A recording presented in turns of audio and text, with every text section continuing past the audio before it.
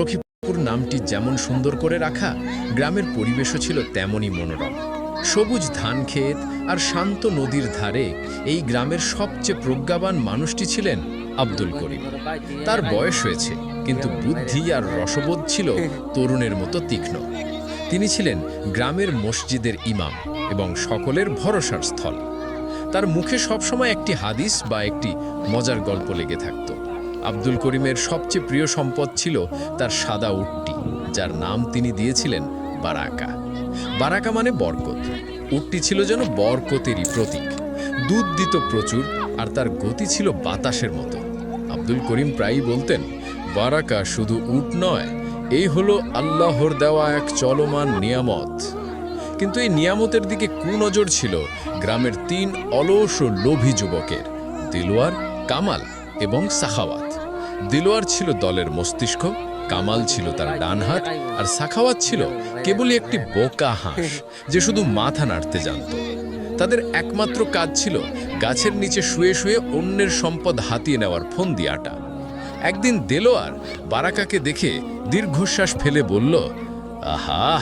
This is a story of 2 teachers at a boarding school. Sanjay, who loves Meera, and Meera, who loves Sanjay, and Bollywood. Sanjay realized that এই উটটা যদি একবার আমাদের হাতে আসতো, বিক্রি করে যে টাকা পাবো তা দিয়ে বাকি জীবনটা আর ফজরের নামাজ পড়তে উঠতে হতো না। কামাল বলল, চুরি করা অসম্ভব, চাচা তো সব সময় আল্লাহু আকবার বলে চলেন, ওনার কাছে শয়তানও ঘেঁষে না। তখন দিলওয়ার তার শয়তানি ফন্দিটি বলল, চুরি নয়, আমরা চাচার মন চুরি করব। আমরা 3 জন আলাদা আলাদা সময় চাচার সামনে গিয়ে উটটিকে অন্য প্রাণী বলে দাবি করব।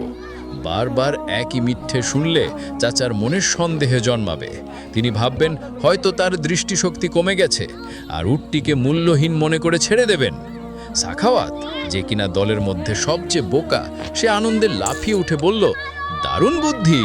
চাচা যখন উটটিকে গাধা মনে করে ছেড়ে দেবেন, তখন আমরা সেটা নিয়ে পালাবো। পরের দিন সকালে ফজরের নামাজের পর আব্দুল করিম তার উট বারাকাহকে নিয়ে পাশের গ্রামে একটি দিনী দাওয়াতের উদ্দেশ্যে রওনা হলেন। আকাশ তখনও পুরোপুরি ফোটেনি, পূর্ব দিগন্তে হালকা লালিমা। বাতাসের সাথে মিশে আসছিল শিশির ভেজা মাটির সোদা গন্ধ আর দূর থেকে ভেসে আসা পাখির কিচিরমিচির। গ্রামের কাঁচা হাস্তা ধরে চলতে চলতে তার মুখে ছিল বিসমিল্লাহির রহমানির রহিম, আর মনে ছিল আল্লাহর প্রতি অগাধ বিশ্বাস। আব্দুল করিমের বয়স হয়েছে, কিন্তু তার চালচলনে ছিল এক ঋষি সুলভ দৃঢ়তা। তিনি শুধু একজন আলেম নন, তিনি ছিলেন গ্রামের মানুষের কাছে প্রজ্ঞা ও ধৈর্যের প্রতিচ্ছবি। তার এই সফর নিছক একটি বক্তৃতা নয়, বরং সত্যের বার্তা যা তিনি হৃদয়ে ধারণ করে চলেছেন। বারাকাহ, তার বিশ্বস্ত উট, শান্ত পদক্ষেপে এগিয়ে চলছিল। তার প্রতিটি পদক্ষেপ যেন ছিল এক নীরব ইবাদত। তার পিঠে বাঁধা ছিল সফরের প্রয়োজনীয় সামান্য কিছু সামগ্রী, একটি জায়নামাজ, একটি মাটির পাত্রে পানি, আর একটি চামড়ার থলেতে পবিত্র কোরআন শরীফ। আব্দুল করিমের মনে কোনো উদ্বেগ ছিল না, কেবল ছিল দিনের বার্তা পৌঁছে দেওয়ার এক পবিত্র সংকল্প। তিনি জানতেন সত্যের পথে চলতে গেলে পরীক্ষা আসবেই, আর সেই পরীক্ষা ধৈর্য ও প্রজ্ঞা দিয়েই মোকাবিলা করতে হয়। তিনি গ্রামের শেষ সীমানা পেরিয়ে যখন জনমানবহীন একটি খেজুর বাগানের পাশ দিয়ে যাচ্ছিলেন, ঠিক তখনই প্রথম ঠকবাজ দেলোয়ার পথ আটকাল। দেলোয়ার ছিল গ্রামের পরিচিত এক অলস যুবক, যার জীবন চলত লোক দেখানো ধার্মিকতা আর কূটবুদ্ধি নিয়ে। তার চোখে ছিল ঈর্ষা, কারণ আব্দুল করিমের সম্মান ছিল তার কাছে অসহনীয়। সে এমনভাবে ভান করল যেন সে খুব ধার্মিক এবং আব্দুল করিমের ইবাদতের প্রতি তার গভীর চিন্তা। দেলোয়ার দ্রুত এগিয়ে এসে প্রায় হাঁটু গেড়ে বসার ভঙ্গিতে বিনয়